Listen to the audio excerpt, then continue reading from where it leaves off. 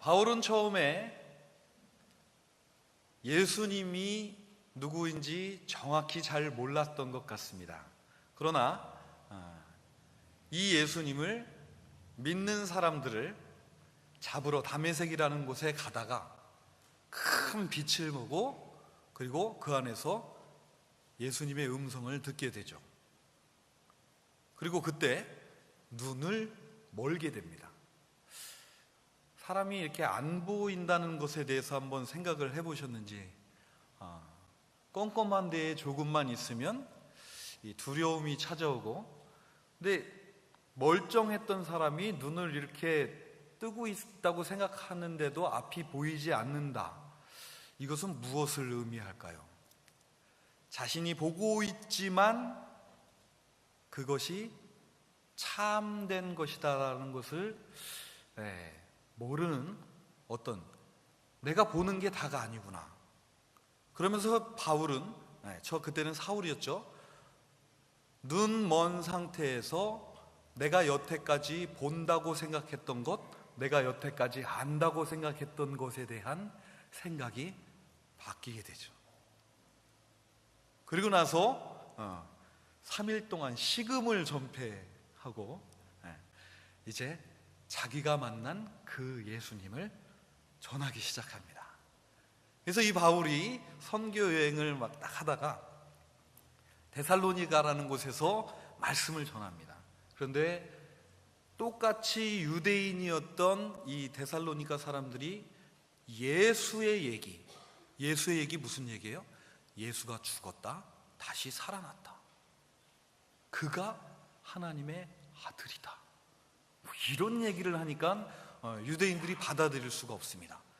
하나님은 오직 한 분, 이 땅에 계신 그 사람의 몸을 입고 온 그가 아니라 하나님은 하늘에 계신 분 한 분뿐이고, 그 하나님은 우리 이스라엘 백성을 선택을 해서 율법을 주셨고, 그 율법을 지키는 자가 하나님의 선택받은 자다. 예수는 거짓 선지자다, 로마에 의해서 죽은 자다. 이렇게 생각을 했습니다. 근데 이 사울은 그 부활하신 예수님을 직접 만났죠.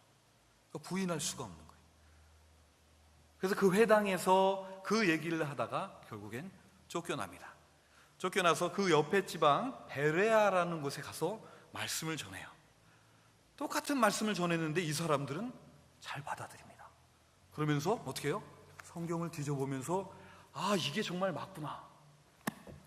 바울은 다시 힘을 얻습니다. 힘을 얻어서 그런데 그 데살로니카에 있던 유대인들이 베레아까지 쫓아와요. 쫓아와서 이 바울이 말씀 전한다라는 것을 듣고 가서 바울이 말씀을 못 전하게 막습니다.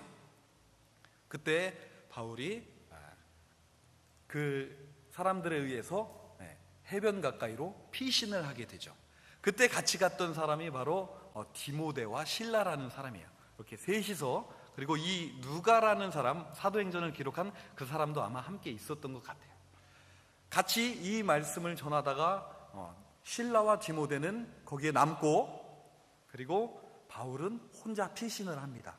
그래서 어디에 가게 되냐면 우리가 잘 아는 아테네라는 곳에 가요. 거기서 이제 혼자서 이렇게 막 이렇게 둘러보다가 거기 신상들이 엄청 많죠.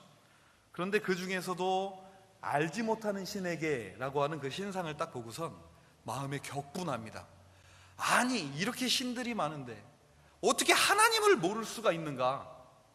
그래서 마음이 격분이 돼서 이제 사람들이 많이 모이는 곳에 가서 자신이 여태까지 배워왔던 지식과 그 다음에 학문적인 그런 걸 가지고선 설교를 쫙 시작을 합니다. 어찌 그럴 수가 있느냐? 그랬더니 설교가 딱 끝나고 나니까 사람들이 뭐라고? 사람이 죽었다 다시 산다고? 그게 말이 돼? 그래서 엄청 조롱을 당해요. 그리고 바울이 가는 곳마다 교회를 세웠는데 아테네에서만 교회를 못 세웁니다. 그렇죠. 그러고 나서 이게 어찌된 일인가? 실망한 마음을 가지고 고린도에 도착을 하게 됩니다. 이 고린도에 딱 도착을 해서 거기서 바울이 유대인의 회당에 가는데 여기 사도행전에 뭐라고 기록이 되어 있냐면은 가서 말씀을 전하는데 예수님의 이름을 전하는 것이 아니라 그냥 권면합니다. 왜요? 아테네에서의 쓴 기억, 자기가 모든 지식과 모든 것을 가지고선 전했는데 돌아온 사람이 열매가 없었단 말이죠. 그래서 그 마음을 가지고선 내가 과연 잘하고 있는 것인가? 내가 과연 이 많은 지식이 도대체 무슨 소용이 있는가? 하면서 자숙하는 시간을 갖습니다. 그런데 그때 실라와 디모데 동역자들이 다시 도착을 해요. 그때 사도행전의 기록을 보면 이때 힘을 입어서 말씀을 담대히 전한다, 이렇게 기록이 되어 있습니다. 그때서야 동역자들이 딱 오니까 예수 그리스도의 이름을 전하기 시작을 합니다. 그런데 반응은 어때요? 네, 차갑습니다. 참 희한하죠. 하나님을 향한 열심을 가지고 열심히 전하려고 했을 때는 잘 안 되고, 또 이렇게 그 마음이 탁 수그러졌다가 다시 하나님께서 힘을 주시는구나 라고 내가 동역자를 얻어서 동역자와 함께 힘을 얻어서 뭔가를 또 하려고 하면은 또 일이 잘 안 됩니다. 하나님은 도대체 무엇을 원하실까요? 우리들의 삶에도 이와 비슷한 일들이 좀 벌어지지 않을까요? 뭔가 잘해보려고 하고 내 열심으로 무엇인가를 해보려고 하면 이상하게 일이 잘 안 됩니다. 그래서 그 유대 회당에서 쫓겨나요. 쫓겨나고 갈 데가 없는데 사람을 한 명 만납니다.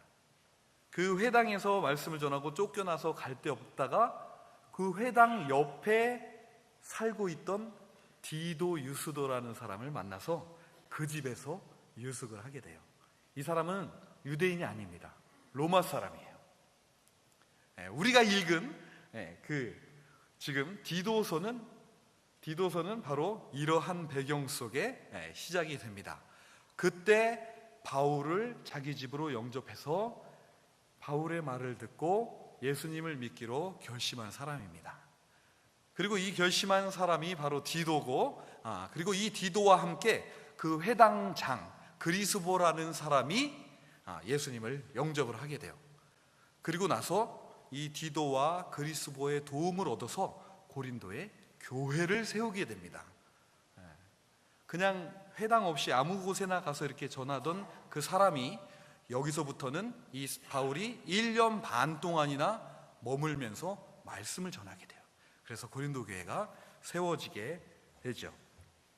제가 왜 이렇게 장황한 설명을 해드렸냐? 자, 이 디도와 그 다음에 바울이 그리스와 그 다음에 이 소아시아 터키 요 사이에 있는 크레데라는 섬이 있습니다. 요 섬에 가서 교회를 세웠어요. 그래서 교회를 세우고선 바울은 또 다른 일이 있어서 떠납니다. 그리고 그때 이 디도에게 편지를 써서 너를 그곳에 남겨둔 이유를 내가 설명을 해줄게 라고 하면서 디도서 편지를 쓴 것이 지금의 디도서입니다. 이 디도서의 내용을 보면은 우리가 그렇게 많이 잘 설교 말씀이나 들어보시지는 않으셨을 것 같지만 이 디도서의 내용에 보면은 우리가 신앙생활을 하는 데 있어서 아주 기본적이고 기초적인 이야기들을 잘 요약해서 담고 있어요. 사도 바울이 이 디도에게 부탁을 합니다. 부탁을 하는데 몇 가지를 부탁하는데 그렇게 내용이 많지는 않아요. 제가 잠시 그 내용에 대해서 말씀을 해드리겠습니다. 먼저 디도는 바울에게 무엇을 부탁을 했냐면 첫 번째 임무로 교회의 장로와 감독을 잘 세우라라고 부탁을 합니다. 장로를 세울 때에 어떤 사람을 세워야 하냐면 책망할 것이 없고 한 아내의 남편이고 방탕하다는 비난을 받거나 불순종하는 일이 없는 믿는 자녀를 둔 자여야 한다. 그리고 감독을 세우라. 이 감독은 어떤 사람이어야 하냐면 하나님의 청지기, 책망할 것이 없고 제 고집대로 하지 아니하며 급히 분내지 아니하며 술을 즐기지 아니하고 구타하지 아니하며 더러운 이득을 탐하지 아니하며 오직 나그네를 대접하며 선행을 좋아하며 신중하며 의로우며 거룩하며 절제하며 믿분 말씀의 가르침을 그대로 지켜야 한다. 당시 장로와 감독이 있었는데, 감독은 사람들을 돌보는 일을 이렇게 맡았던 것 같고, 그 다음에 감독은 가르치는 일을 맡았던 것 같습니다. 나중에 시간이 지나면 장로들은 각 교회들을 치리하는 역할을 맡고, 이 감독은 각 교회들이 모여서 큰 교회를 이루었을 때에 그 각 교회들을 전체적으로 가르치는, 이렇게 발전이 되어 왔습니다.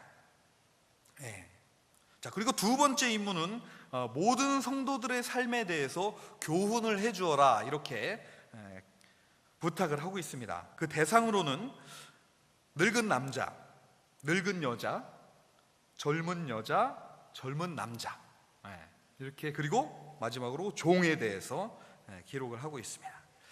먼저 잠깐 살펴보면, 늙은 남자를 교훈하기 위해서는 이렇게 이 말을 전해주라고 합니다. 먼저 늙은 남자들은 절제하고 경건하고 신중하고, 그리고 믿음과 사랑과 인내함에 온전하길 바랍니다, 이렇게 교훈하라고 합니다. 그리고 늙은 여자는 이와 같이 행실이 거룩하며, 그죠? 늙은 남자와 같이 행실이 거룩하고 모함하지 말며 많은 술의 종이 되지 아니하며. 늙은 분들이 술을 좋아하셨나 봐요, 그때 당시에. 그렇죠? 그러며 사랑하며 신중하며 순전하며, 선한 것을 가르치는 자들이 되고, 그리고 또 한 가지 이 늙은 여자들에게 주어진 교훈은 뭐냐면 젊은 여자들을 교훈하라, 이렇게 기록하고 있어요. 왜 디도에게 직접 얘기하지 않고 늙은 여자들에게 교훈하라고 했을까요? 여러분이 짐작하시는 대로 여러 문제가 생기겠죠, 그죠? 디도가 젊은 여자들을 가르치는 것보다는 늙은 여자들이 젊은 여자를 가르치는 것이 훨씬 더 문제가 앞으로 없을 것 같다, 제 생각은 그런데 맞나요? 저도 그래서 젊은 여자들 안 가르치려고요. 안 가르치고 늙은 여자분들이 해주셔야 됩니다. 꼭 해주셔야 돼요. 어떻게 가르치라라고 얘기하냐면, 그 남편과 자녀를 사랑하며 신중하며 순전하며 집안일을 하며, 이거 뭐 꼭 요즘에는 좀 그렇죠? 잘 가르치셔야 됩니다. 집안일을 하며 자기 남편에게 복종하게 하라, 이렇게 기록을 하고 있어요. 그리고 젊은 남자들에게 대해서는 또 이렇게 이야기를 합니다. 신중하라. 젊은 남자들 뭐가 많아요? 열정과 에너지가 많아요. 첫 번째가 신중하라라는 거예요. 그리고 자신이 선한 일에 본을 보이라라고 이야기하고 있어요. 본을 보이라. 그리고 교훈에 부패하지 아니하고 단정하고 책망할 것이 없는 바른 말을 하게 하라, 이렇게 기록하고 있습니다. 그리고 이제 마지막으로 종들에게는 이렇게 합니다. 이것은 우리 지금 모든 일하시는 분들, 각 역할들이 다 있으시죠? 그분들에게 적용이 될 수도 있겠는데, 뭐라고 기록을 하고 있냐면, 범사에 순종하고 기쁘게 하고 거슬러 말하지 말라. 누구에게? 상전에게, 그렇죠? 위에 사람들에게. 그리고 훔치지 말고, 모든 참된 신실성을 나타내게 하라. 이 마지막 말이 굉장히 마음에 와닿습니다. 어떤 역할을 맡고 있든지 간에 신실하라. 처음부터 끝까지 동일한 마음으로 신실한 거, 이게 신실한 거죠. 종에게 그것을 이야기하고 있습니다. 이러한 교훈들을 디도에게, 자, 우리가 신앙생활을 하는 데 있어서 이런 것이 필요합니다. 그러므로 디도 목회자, 당신이 그것을 좀 알려주십시오라고 이렇게 부탁을 합니다.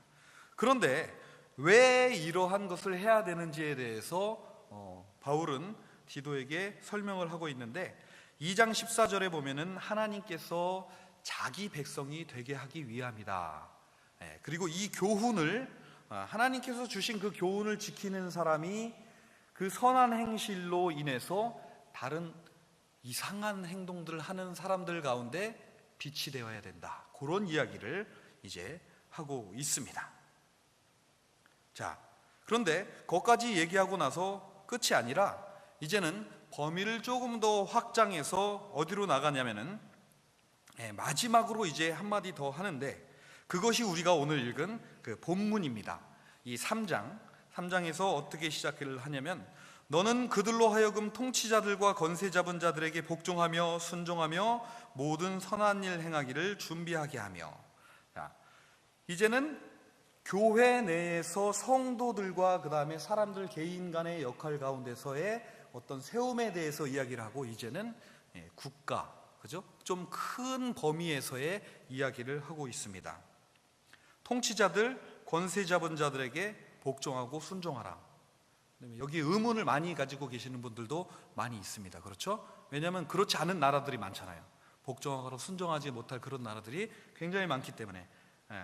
그러나 그 모든 것들을 이야기하는 그 숨은 진리가 그 다음 절에 나오는데, 그것은 바로 왜 복종하고 순종해야 하느냐? 선한 일을 행하기를 준비하게 하기 위해서이다. 위에 사람이 아무리 악독하고 나쁘고 그런 일을 한다 하더라도 그런 사람 밑에 있는 나의 입장은 무엇이냐면 선한 일을 행하게 하기 위한 준비를 하는 겁니다. 위에 사람이 얼마나 악독한지 나도 이대로 따라서 밑으로 내려줄 거야, 이게 아니라 이게 나쁜 거구나, 이건 안 좋은 거구나 라는 것을 분명히 깨달아서 나는 어떻게 하는 거예요? 내가 해야 될 선한 일을 행하기를 준비해야 되는 거죠. 그러므로 우리들은 좋은 상전 밑에 있건 나쁜 상전 밑에 있건 모두가 다 뭐다? 하나님의 뜻 안에 있는 것이죠. 이렇게 본다면, 그러면서 이제 네 가지로 그 안에서 해야 될 구체적인 이야기를 하고 있는데, 그 권력, 권세 밑에 있는 사람들은 네 가지를 하라고 이야기합니다. 첫 번째 뭘 하냐면은 아무도 비방하지 말라. 그렇죠? 그리고 다투지 말라. 아무리 좋은 일을 가지고 선한 의도를 가지고 한다 하더라도 다투면 덕이 되지 않습니다. 진리죠. 관용하며, 이 관용이란 말이 좀 어려워서 국어사전을 찾아봤더니 남의 잘못을 너그럽게 받아들이거나 용서하는 걸 말하는 거죠. 이 관용의 마음. 자, 네 번째로는 뭘 얘기하고 있습니까? 범사에, 모든 일에 온유함을 가지라. 온유함이란 뭡니까? 온화하고 부드러움을 이야기하죠. 따뜻할 온에 부드러울 유자입니다. 모든 일에 따뜻하고 부드러워라, 이런 이야기를 하고 있습니다. 디도여, 믿는 사람들로 하여금 이러한 것을 모든 사람에게 알려주세요. 이게 바로 참 그리스도인들의 삶의 모습입니다. 우리 물론 잘 알고 있지만 이것을 계속 알려주어야 하죠. 자, 이제 여기까지가 디도가 그레데 섬에 남아서 해야 할 사역이 무엇인지 그것을 알려주는 거죠. 그런데 이 다음부터가 중요합니다. 왜 이렇게 살아야 됩니까? 우린 여기서 이제 질문을 갖게 되죠. 왜 그렇게 잘 살아야 되죠? 하나님의 백성이 되기 위해서, 하나님의 빛을, 영광의 빛을 드러내기 위해서 이렇게 생각할 수도 있습니다. 그런데 그 이유를 말하기 전에 먼저 바울은 하나님의 백성이 되기 전의 모습을 기록을 하고 있습니다. 자, 우리는 어떠한 자였는지 한번 돌이켜봅시다. 3장 3절에 그렇게 이야기하고 있습니다. 첫 번째로 우리는 어리석은 자였다, 순종하지 아니한 자였다, 속은 자였다, 여러 가지 정욕과 행락에 종노릇한 자였다, 악독과 투기를 일삼은 자였다, 가증스러운 자였다, 피차 미워한 자였다. 반박할 수 있는 말이 없습니다. 하지만 이러했던 사람들이 하나님의 자비하심과 하나님의 사람 사랑하심을 나타낼 때에, 하나님이 사람을 사랑하시는 것이 어디에서 증명이 되었나요? 우리가 잘 알고 있듯이 아까 우리 수호 찬양에서도 찬양했듯이 바로 십자가에서 증명이 되었죠. 하나님이 우리를 오죽 사랑했으면 자기 아들까지 보내서 이러실 필요가 있나? 일단 하나님의 사랑이 거기서 증명이 되었습니다. 그런데 그렇게 우리를 구원하셨는데 어떻게 했냐면은 우리가 행한 바 의로운 행위, 우리들이 뭐 잘해서, 우리들이 뭐 선한 일을 해서가 그게 중요한 것이 아니로 하나님께서 우리들을 긍휼히 여기셨다. 긍휼이라는 것은 그 사람의 입장에 대해서 생각을 하는 겁니다. 내가 내 위치에서 생각을 하는 것이 아니라 그 사람의 위치에 가서 생각, 그 긍휼하신 마음으로 그렇게 우리를 구원을 하셨는데, 중생의 씻음이라는 것은 새롭게 거듭났다라는 것인데, 이 중생의 씻음은 우리가 예수 그리스도를 나의 주인으로 영접하는 그 순간, 그리고 주님 내 안에 들어오시옵소서 라고 해서 주의 영이 우리 안에 들어오는 그 순간 하나님은 더 이상 우리들의 모습을 보지 않는다는 것입니다. 누구만 보냐면 그 안에 있는 예수 그리스도만 보십니다. 왜? 예수 그리스도 영이 그 안에 있을 때에 그 다음 절에 나오죠. 성령의 새롭게 하심으로 구원하셨다. 주의 영이 그 안에 있을 때에 그때부터 성령이 그 사람의 삶을 움직이기 시작하는 겁니다. 하나님의 역사를 거기서 바라보게 되는 거죠. 자, 그러면서 이제 우리도 예수님처럼 부활할 수 있구나. 그리고 성령의 역사하심을 따라 우리가 하나님의 백성이 될 수 있구나 라고까지 생각을 했습니다. 그죠? 거기까지는 우리가 여태까지 잘 아는 거예요. 그런데 이제 바울은 거기보다 한 가지를 더 이야기하고 있습니다. 그것이 바로 뭐냐면 7절에 나오는데, 우리로 그의 은혜를 힘입어 의롭다 하심을 얻어 영생의 소망을 따라 상속자가 되게 하려 하심이라.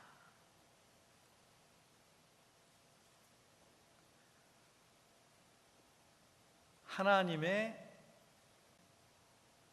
진짜 속뜻.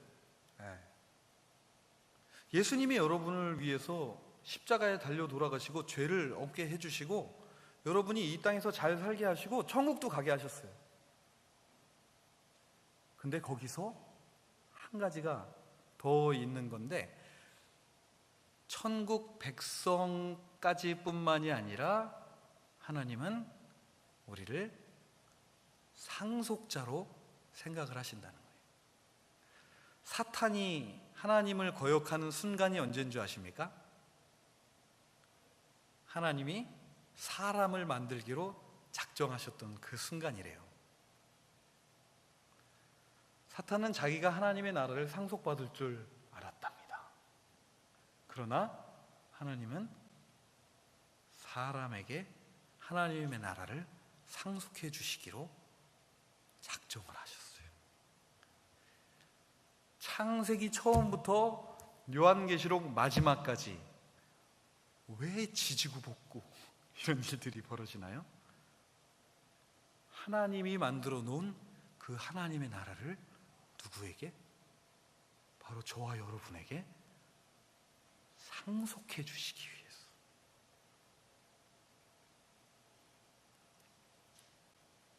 저는 아버지의 유산이 별로 없어서 받을 건 없지만 아버지께 가장 큰 거 받았어요. 믿음의 유산. 하나님을 믿는 자에게 영생을 주시고 하나님의 나라를 유업으로 받을 수 있는 상속자가 되게 하셨다.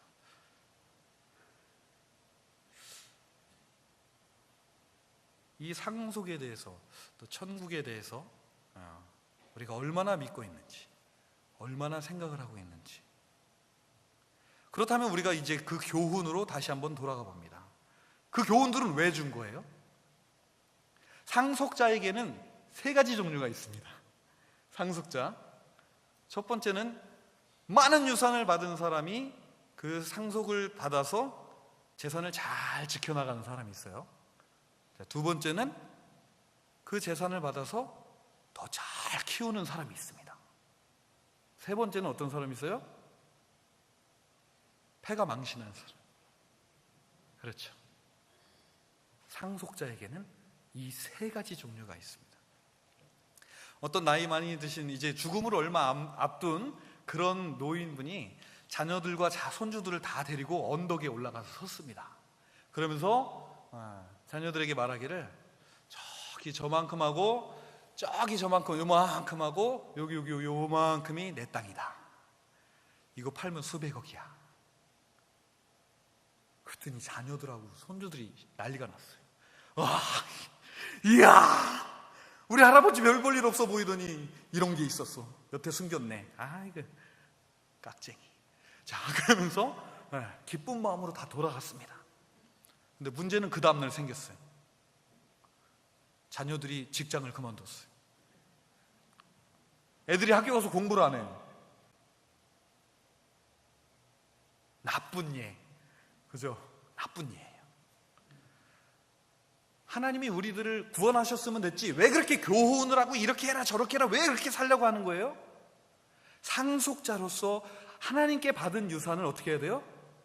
더 창조적이고 아름답게 잘 지켜가고 상속자로서의 모습을 갖추게 하기 위해서죠.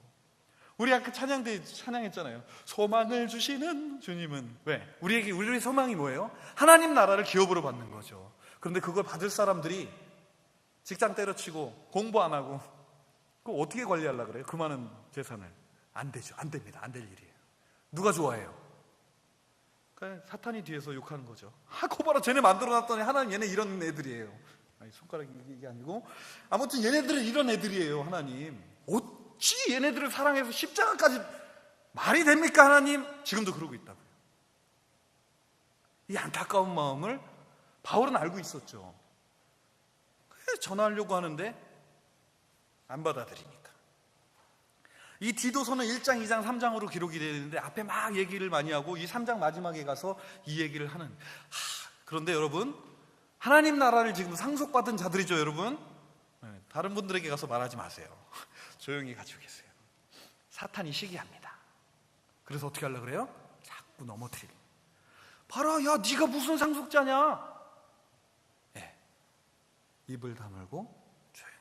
우리끼리만 아는 거예요. 그죠? 자, 다른 사람한테 얘기하지 마세요. 다른 분들한테는 오직 누구만? 예수 그리스도만 전하. 예수만. 그러면 그 예수 그리스도를 받아들이는 자 안에서 주님이 역사하시는 겁니다. 우리를 지금까지 인도하신 그 주님이 이 상속자의 말씀도 듣게 하시고, 그죠? 그럼 그 삶을 다 인도하시는 거예요. 우리가 오직 전할 것은 예수 그리스도, 그 이름을 전하면 됩니다. 오늘 우리들은 상속자의 자리로, 상속자의 자격으로 이 자리에 앉아 있는 겁니다. 되돌아볼 것들이 너무나도 많죠. 이 디도서를 쓴 사도 바울의 마음과 같은 믿음을 따라서 그 교훈을 우리 성도들에게 전해줘야 할 이 디도의 마음이 오늘 우리들의 마음이 되었으면 좋겠습니다. 하나님께서 우리에게 진짜 주고자 했던 그것을 받을 수 있는 사람들이 되었으면 좋겠습니다. 아니 우리는 이미 받죠. 우리는 이미 받아요. 그것을 어떻게 지속할 것인가 상상이 안 됩니다. 그죠? 우리 잠깐 기도하겠습니다.